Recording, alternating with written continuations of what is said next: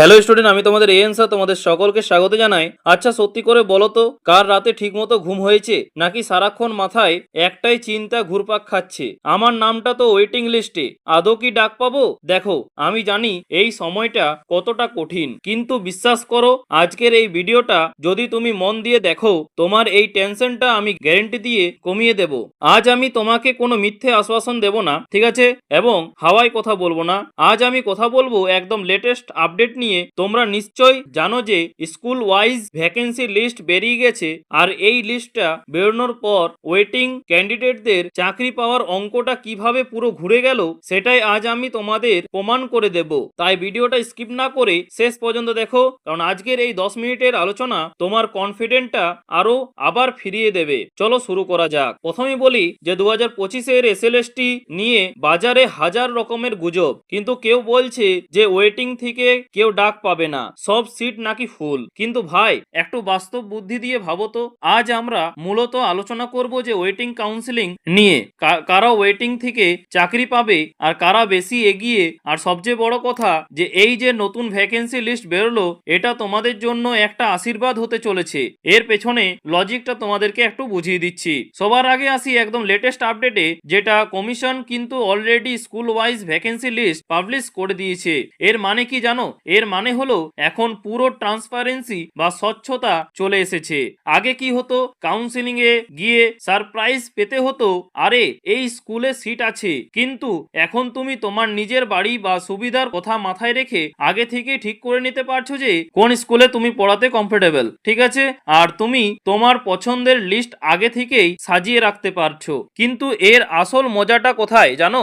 এই vacancy লিস্টটাই waiting list clear করার সবচেয়ে বড় ব্রহ্মাস্ত্র হতে চলেছে। কিভাবে? চলো বোঝাচ্ছি। ধরো 100টা সিটের জন্য সরকার 160 জনকে ডেকেছে, এবং তুমি ভাবছো যে বাকি 60 জন তো বাদ যাবেই, কিন্তু হিসেবটা এত সোজা নয়। চলো সিট ফাঁকা হওয়ার আসল অঙ্কটা একটু গভীরে গিয়ে বুঝি।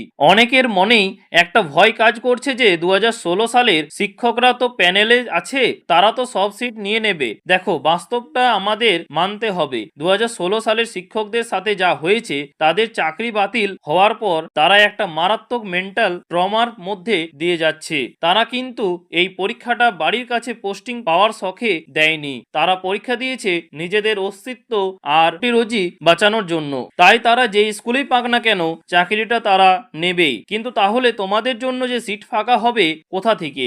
এখানেই হলো আসল টুইস্ট। এই 2016 সালের শিক্ষকদের মধ্যে প্রচুর ক্যান্ডিডেট আছে যারা নিজের যোগ্যতায় নবম, দশম এবং একাদশ, দ্বাদশে দুটোতেই পাস করেছে। কেউ আবার আপার প্রাইমারিতেও কিন্তু আছে। এখন একজন মানুষ তো আর দুটো স্কুলে পড়াবে না। সে যদি 11-12 তে জয়েন করে, তাহলে তার নবম, দশমের সিটটা ফাঁকা হয়ে গেল, অথবা উল্টোটাও হতে পারে। আর সেই ফাঁকা সিটটাতেই সরাসরি ডাক পাবে ওই ওয়েটিং লিস্টে থাকা তুমি। আর তাছাড়া এবার আসি দ্বিতীয় লজিকে, যে এই পরীক্ষাতে শুধু 2016 শিক্ষকেরাই বসেনি, প্রচুর ক্যান্ডিডেট আছে যারা অলরেডি রেলে, ব্যাংকে, পুলিশে বা অন্য কোনো সরকারি দপ্তরে চাকরি করছে। তারা এই এসএলএসটি দিয়েছিল শুধুমাত্র বাড়ির কাছে একটা আরামদায়ক পোস্টিং পাওয়ার আশায়। এখন যেহেতু স্কুল ওয়াইজ ভ্যাকেন্সি লিস্ট বেরিয়ে গেছে, তারা বাড়িতেই বসেই দেখতে পাচ্ছে যে কোথায় কোন সিট ফাঁকা। তারা যদি দেখে যে তাদের বাড়ি থেকে ভ্যাকেন্সি থাকা স্কুলটার দূরত্ব 150 থেকে 200 কিলোমিটার, তুমিই বলো তারা কি তাদের বর্তমানে সেটেলড চাকরি, প্রমোশন সব ছেড়ে দিয়ে এই স্কুল চাকরিতে জয়েন করবে? 95% কিন্তু ক্ষেত্রে তারা করবে না। তারা কাউন্সিলিং এ এসে অ্যাপয়েন্টমেন্ট লেটারটাই কিন্তু তুলবে না। অর্থাৎ যারা সত্যি নিরুপায় তারা চাকরিটা নেবে ঠিকই, কিন্তু যারা অলরেডি অন্য কোনো ভালো প্রফেশনে আছে, তারা নিজেদের সুবিধার স্কুল না পেলে এই সিটগুলো কিন্তু ছেড়ে দেবে। আর এই ড্রপ আউট ক্যান্ডিডেটদের ছেড়ে যাওয়ার সিটগুলোতেই কিন্তু ওয়েটিং লিস্টে থাকা ধাপে ধাপে ক্লিয়ার হবে এবং বড় একটা সুযোগ পাবে। এবার আসি একটাই খুব সেন্সিটিভ প্রশ্নে, যে অনেকেই আমাকে কমেন্ট করেছো, দাদা ছেলেদের সুযোগ বেশি নাকি মেয়েদের? একদম পিওর ম্যাথমেটিক্স বা অঙ্ক দিয়ে বোঝাচ্ছি। পরিসংখ্যান বলছে যে এবারে ওয়েটিং লিস্টে ক্লিয়ার হওয়ার দৌড়ে ফিমেল ক্যান্ডিডেটরা একটু সুবিধাজনক জায়গায় থাকবে, কারণ একজন ফিমেল ক্যান্ডিডেটের নাম দুটো লিস্টই থাকে, ফিমেল ক্যাটাগরি এবং জেনারেল বা কোয়েড ক্যাটাগরি। এখন ধরো একজন ছাত্রী দুটো জায়গাতেই এলিজেবল, তিনি যে কোনো একটা বাঁচবেন। তিনি যদি ফিমেল সিটটা নেন, তাহলে জেনারেল সিটটা ফাঁকা হলো, আবার জেনারেলটা নিলে ফিমেল সিটটা ফাঁকা হলো। মানে একজন ফিমেল ক্যান্ডিডেট চাকরি নেওয়া মানেই আরেকটা সিট অন্য একজন ওয়েটিং ক্যান্ডিডেটের জন্য জন্য খুলে যাওয়া।